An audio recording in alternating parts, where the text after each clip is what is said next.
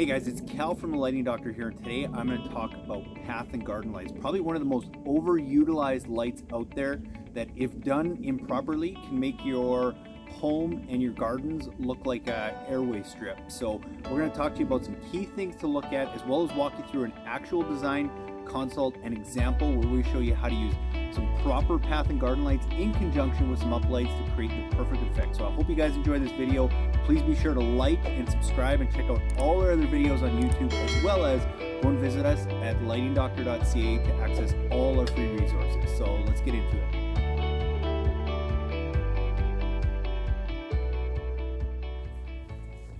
Hey guys, thanks again for checking in. So like I said, we're going to be going through some path lights today. I'm going to show you at some point in this video an actual landscape lighting consultation that we did for a really cool house that has some really cool uplighting features, but it also has some path and garden lighting features.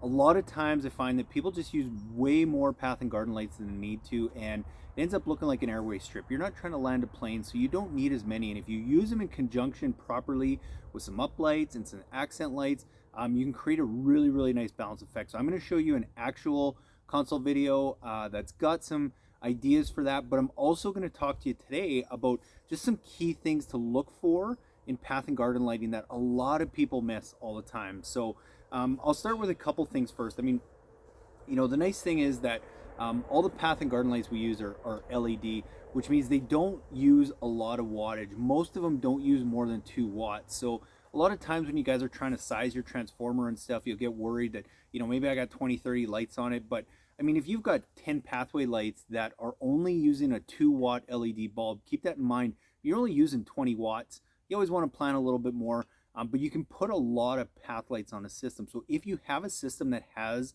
a lot of path lights on it, you can be pretty rest assured that you got a lot of room to do a bunch of different uplighting and stuff, which is what I like, because those are the things and those are the effects that you can add that really make things stand out. But a couple important things with path lights. I mean, I think one of the most important things that a lot of people miss is you want to try and get a path light, something like this, where you don't actually see the light source. You're just going to see the effect. I see so many times people ask for bollard lights and different things like that, where there's no shield like this, or it's an open shield, and then you see the glare of the light. And I mean, that's how they light runways. So sometimes the fixtures can be kind of sexy, kind of attractive, kind of modern, but keep that in mind, because when you do that and you see the light source, it really takes away from the actual effect that you should be getting from those path lights. So you always want to try and find something where you actually can't see the bulb, you can't see the light source. You're going to create a much better effect that way. So that's one thing. The other thing you want to make sure of too is the height of your path and garden light can make a big difference. A lot of times people will want to light an area and they'll call me and they'll say, hey, can we get a brighter bulb for it so it lights a bigger area? And that's not really the case, because what happens when you put a brighter bulb in one of these, all it does is it really just casts more light down on the ground on that direct spot, and all it's doing is actually creating more of a hot spot. So you're not getting a whole lot more distance or length out of your light, you're just getting a bigger hot spot on the ground. So where that comes into effect, if you really want to space them out without going crazy, the height of the riser is a really important thing. So usually they're 12, they're 18 inch, they're 24 inch path lights, something like that. If you get something between an 18 to 22, 24 inch path light, you're pretty good. You can space those out a good amount. You can usually space them out 12 to 16, sometimes 18 feet. But you know, that's the other question I get all the time is about spacing. Is it doesn't really matter how far you're going to space them out, because you don't need to light every inch of the pathway. As you'll see from this consultation video, what we do is we kind of try and balance the effect. So maybe I have an uplight here and I have a path light here, and then I have an uplight here and I have a path light here. So I'm not, you know, back-to-back effects. I want to try and stagger that. So why I say that is, say I have an area that's, you know, 50 feet long. Well, I'm not necessarily going to say, okay, I'm going to put a path light every 10 feet. Maybe you only want 4 lights. All that's really important is that you're going to equally space those path and garden lights out over that entire 50 feet with equal spacing. That is way more important than trying to cover every single area. Another thing about spacing that's kind of important is a lot of times people will do a walkway or something. they'll light a pathway. They'll have one on this side, and then they'll have another one parallel on this side. Really, all you're doing is you're just creating a big, bright oval in between. Anytime you can possibly stagger them, where you have one up here and one back here. Well, then what that does is it lights this part, and then it lights that part. You stagger them on different ends. You can space them a lot further apart that way, and it looks a lot less like a runway when you run them, when you're not running them parallel, like side by side down a walkway. So, that's really important. And that's the other thing is too, is if it's a flat walkway, you want to really try and minimize the amount of pathway lights you're going to use. And I mean, this is good for you guys too, because this is, it's great for me if I can sell you more path lights, but the reality is you're not going to get necessarily a better effect. If it's a flat walkway, most of your friends, most of your family, not all of them, some of them need extra help, but most of them are going to be able to walk on a flat surface, so you can space those lights out a lot more because you don't need it to be as bright. If you're getting into stairs or or really textured walkways and stuff, okay, then you can space them a little tighter apart because you might want more light at night so you can actually see where you're walking. But on a flat pathway or anything like that, guys, really try and minimize. You would be surprised how few path and garden lights you can actually get away with. And I find that's one of the things that breaks most people's budgets the most is using too many path and garden lights. So keep that in mind. The other thing I'll say about path and garden lights is on driveways, I'm not a huge fan of them. The reason being is because cars have headlights. You don't really need to light the driveway. You usually have some garage lights and all that kind of directs people up the garage anyway. The only time I say it's kind of cool is, say for example, if I was to use, so say I got some flowers and stuff like this that are along the driveway and I want to kind of highlight them, but they're, this is too fine. I can't put like a spotlight on it. It's not that I couldn't, but I'm wasting a lot of light. So what I'll do is I'll actually go put my path and garden light behind that flower so that the light shines through it onto the driveway. Then I'm highlighting my flower, I'm highlighting my rose bush, whatever it is, but I'm also creating some cool shadows on the walkway and the pathway and all this kind of stuff. And that doesn't just have to be on driveways. Guys, around pool areas, that's another thing. I'll touch on that in a second. But that's a really cool way. Anytime you have a walkway and you can kind of get that light behind a smaller shrub and create those shadows, it's a really, really cool effect. Plus it highlights the landscape. That's also why having a slightly taller path light is good. That 18 to 24 inches, it's just going to light a bigger area of that bed. But there's sometimes where you have very small plants or you really want the path lights to be inconspicuous, where that's where a shorter one is going to be more beneficial because it's going to light those, say it's just a flower bed. You might not need something super high, but if you have a tall flower bed, a taller light's going to be better. So I hope that kind of makes sense. But bringing me back to pools, another thing, a huge mistake, probably one of the biggest ones, because I get this all the time.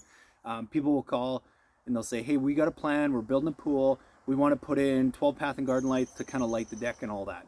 And I always tell them is, whoa, send me some pictures first. Let's see what you have around the pool, because usually around a pool, you're going to have some landscape like this that you can use some perimeter lighting. You can kind of use maybe some soft wash lights, some up lights to kind of light some of the plants away from the pool. It highlights them. It creates a perimeter lighting effect. You're going to get a little bit of reflective light back onto the patio and the surface area. But what it avoids is if you have a pool and you have a light like this, that you're swimming down here and you're looking up here, you're just looking right into that lighting effect, and it's not doing anybody any good except being distracted. And most people end up usually putting those on a different switch, and they actually shut them off when they're in the pool. So like, what a waste of money. So be really cautious with path and garden lights around the pool. I'm not saying you can't use them, but if you are, that's where having a plant or something in front of it. If I got a bigger plant that's right here that's kind of blocking that light so that it's not shining in my eye as I'm swimming down in the pool, that's a really good way to do it. Plus you're creating those shadows, you're lighting the landscape. So that's a really good way to do it. Or another trick that is kind of cool is a lot of times you have like a concrete patio around your pool, and a lot of times people will have like big planter, not boxes, but a planter tub or just a planter that has some flowers or something in it. Well, those usually have a drainage hole in the bottom. You can just run the wire up through that drainage hole and actually have this mounted in that flower pot.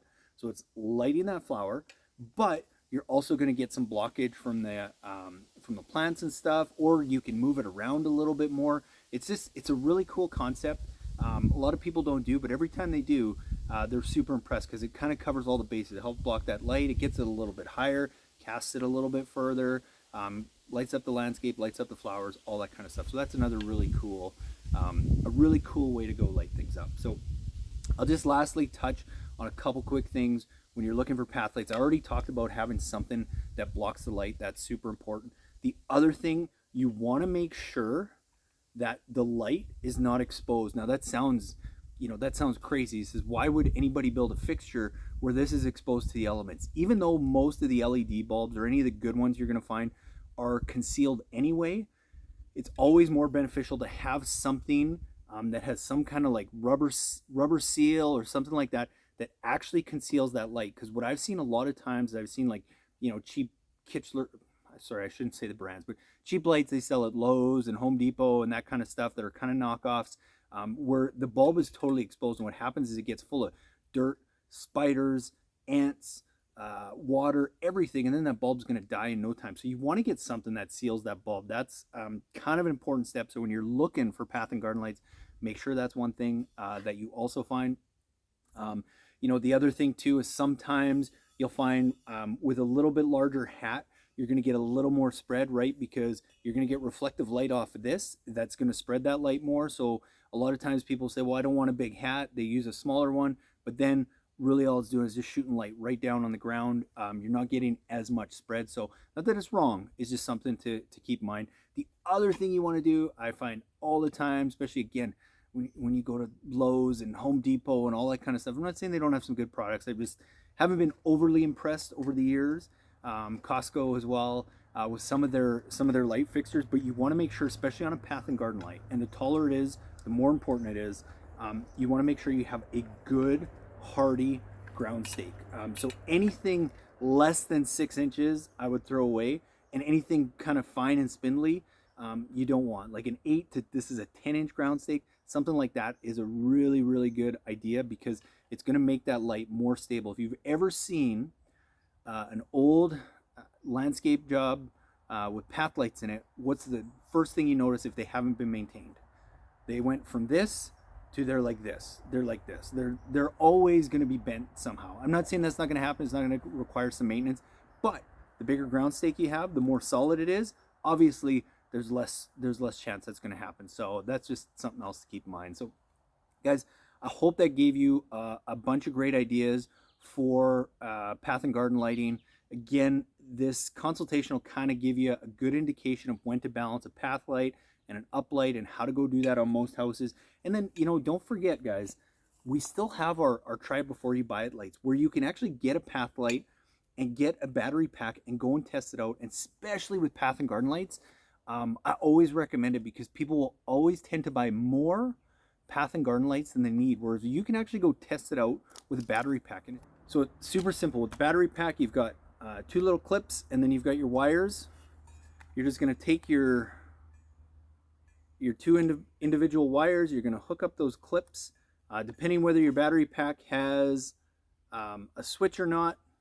If it doesn't, that's fine. It'll just turn them on, and then you can go and just turn them on, and then you can actually go and test that light. You can go walk around the property in different spots. It'll give you a better idea for where you're going to place them and all those kinds of things, especially if you're going to go put these around a pool. I would definitely go and try that first so you can see if that light's going to be shining in your eye or not. So guys, enjoy the rest of this video. Enjoy the free consultation. Remember, you guys can still take advantage of that. All you got to do, take a couple pictures of your property, email them to me, cal@lightingdoctor.ca. I'm going to review them. I'm going to get back to you with some ideas. Go and check out our try it before you buy it lights so you can kind of get a feel for what lights you need and how to go and properly light your property. Guys, thanks for watching this video all about path and garden lights. Enjoy the rest. Hey, Matthew, really appreciate you reaching out to us and sending in the pictures here. Yeah, I'd love to give you some ideas. I love doing houses like this with lighting.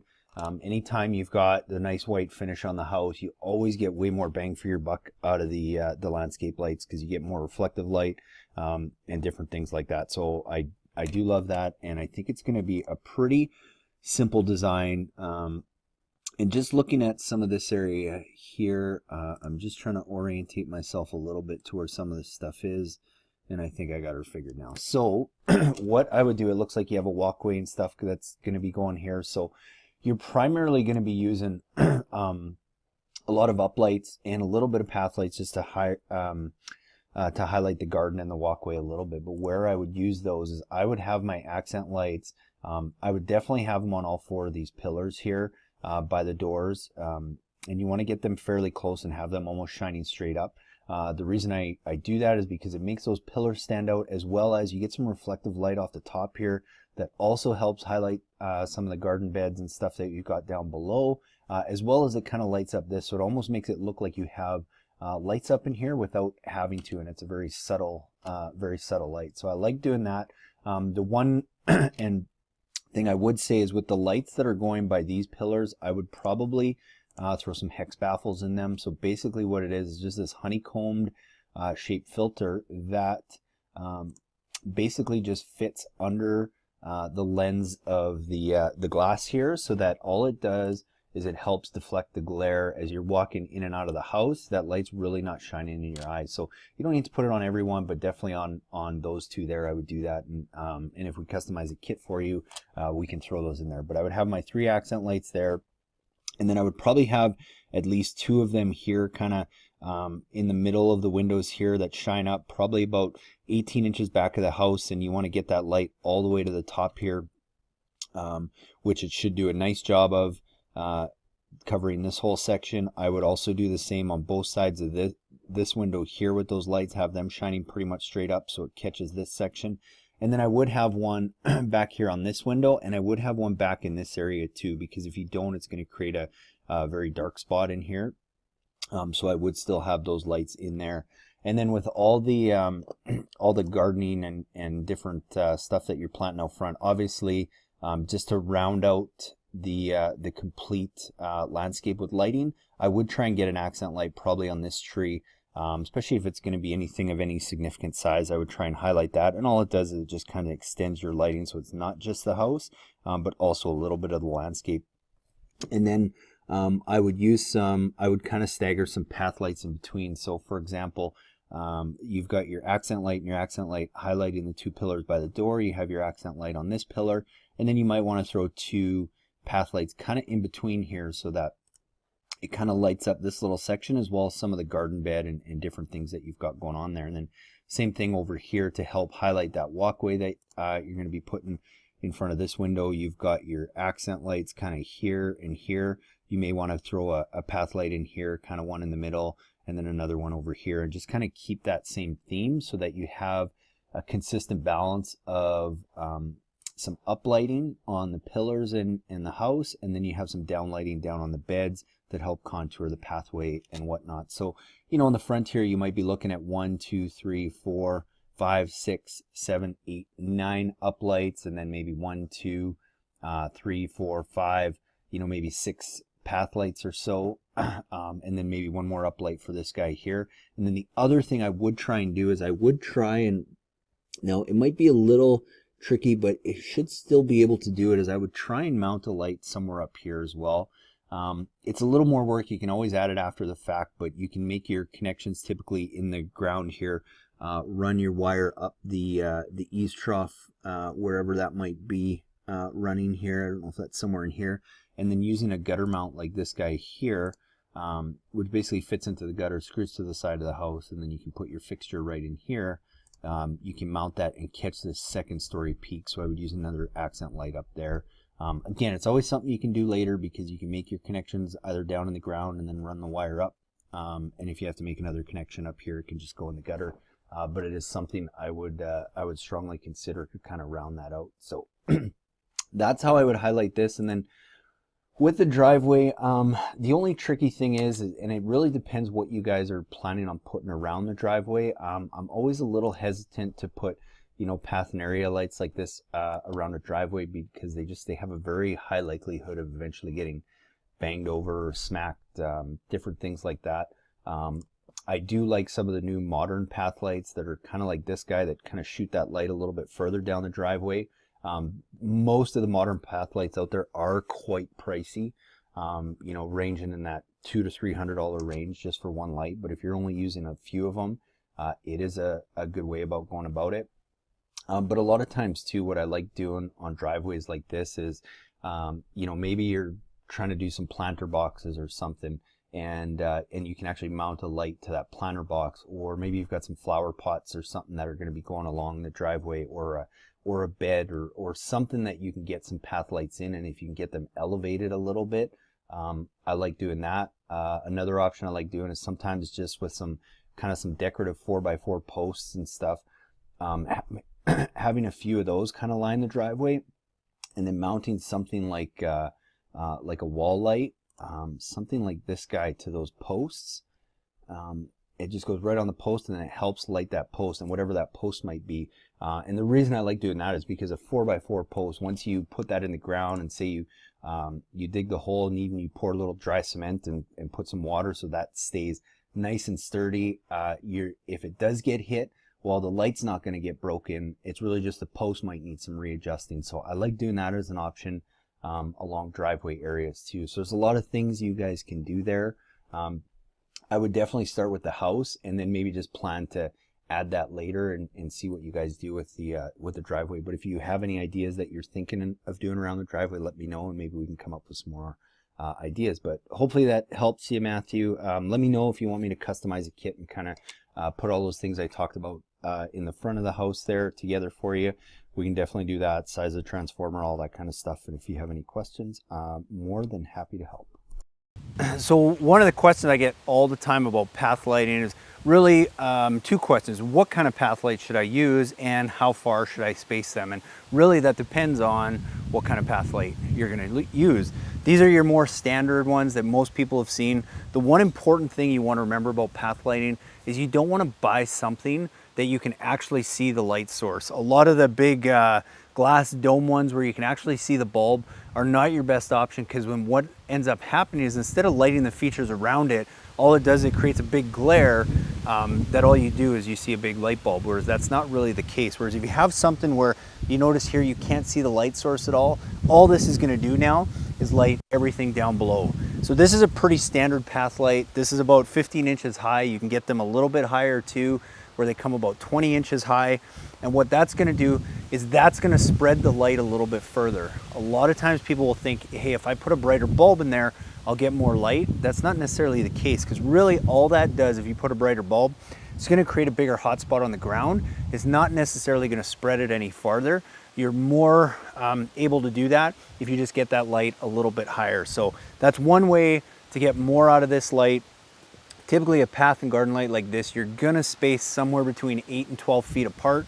The darker the area, the more you can space it. But again, it doesn't have to light every square inch of your pathway. It's more important when you're doing something like this, if you have an area, garden bed like this, and I wanna have 4 path lights in here, that I just space them out evenly, as opposed to trying to make sure I have enough to cover every 8 feet. So that's a good tip with that. And then the other path light that's really popular is the modern path lights.